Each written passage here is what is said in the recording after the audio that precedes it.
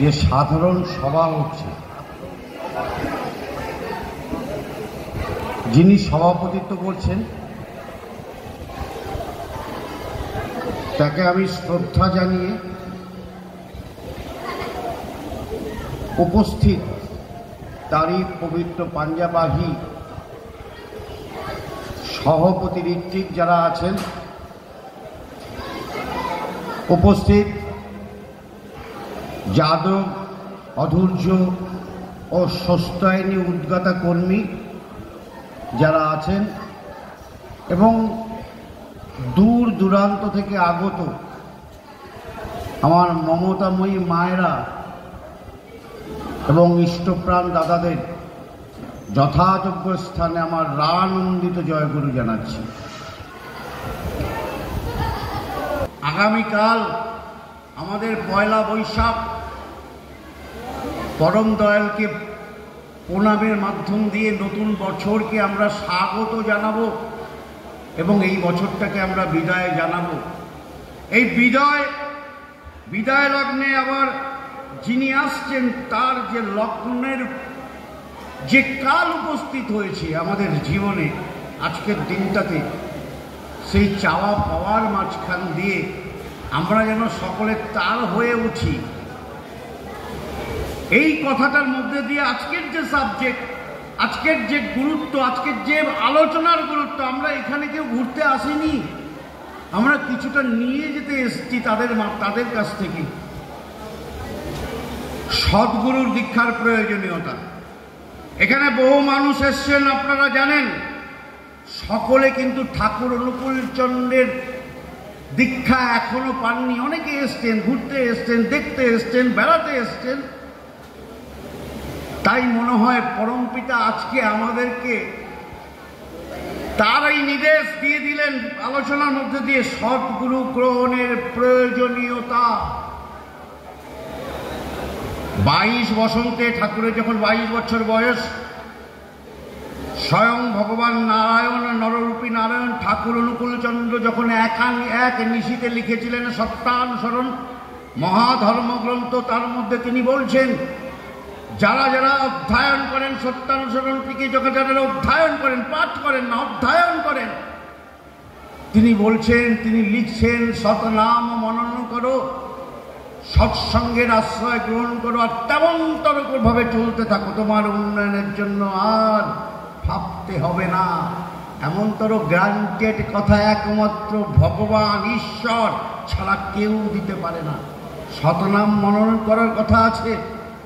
আবার বলছেন সদ্গুরু, আমরা বিভিন্নভাবে গুরুকরণ করে থাকি, কেউ বৈষ্ণব মন্ত্রে, কেউ শাক্ত মন্ত্রে, কেউ মুমুক মন্ত্রে, তমুক মন্ত্রের মধ্যে দিয়ে আমরা কিন্তু গুরুকরণ করে থাকি। আর যখন ঠাকুরের কথা অনুযায়ী তিনি বলছেন, যখন নিরাকার ঈশ্বর, যাকে বোঝা যায় না, ব্যক্ত করা যায় না, ভাষার মাধ্যম দিয়ে, অনুভবের মধ্যে দিয়ে, যাকে তিনি অব্যক্ত পুরুষোত্তম, যাকে কোনোভাবে ব্যাখ্যা করা যায় না, না লেখনীর মধ্য দিয়ে, না অনুভবের মাধ্যম দিয়ে, তিনি যখন একটা সাকারের মধ্যে দিয়ে রক্ত মাংস সংকুল নরদেহ ধারণ করে সেই ঈশ্বর যখন আমাদের মাঝে আসেন গুরুরূপে, তিনি সদ্গুরু।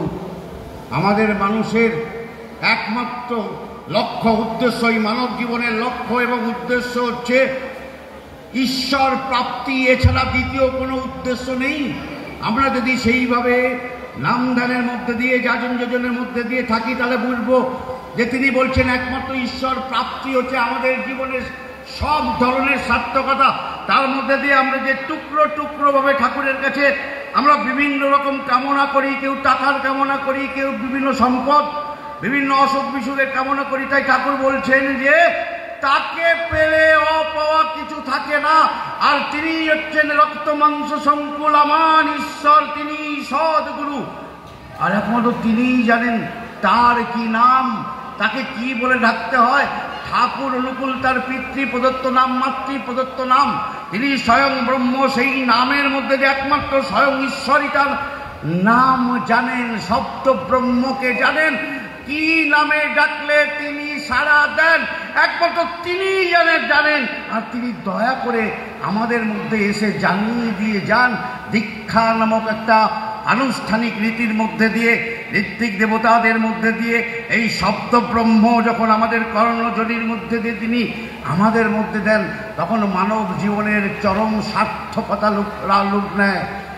আমাদের জীবন যেমন তাকেই সাধনা করে তাকেই প্রাপ্ত করতে হবে, তেমন যুগ যুগান্তর মধ্যে দিয়ে বহু যোগী, বহু ধ্যানী, বহু ঋষি তারই নাম করে, তাকে পাওয়ার আশায় তারই নাম করে যায়, তথাপি তাকে পায় না। তাই প্রতিদিন তিনি আমাদের বিনতির মাধ্যম দিয়ে বলিয়ে নিচ্ছেন।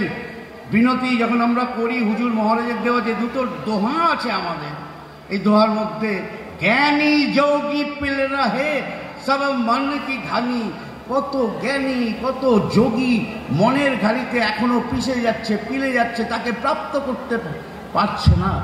তাই স্বয়ং ঈশ্বর যখন অবতীর্ণ হন নরদেহে গুরু রূপে, তিনি সদ্গুরু। ঈশ্বর এবং সদ্গুরুর মধ্যে কোনো পার্থক্য নেই, কোনো ডিফারেন্স নেই। তিনি আমাদের সর্বোচ্চ নাম দিয়ে যান। 18 স্টেজ, যে 18 স্টেজের মোকাম আমাদের মানব শরীর গঠিত।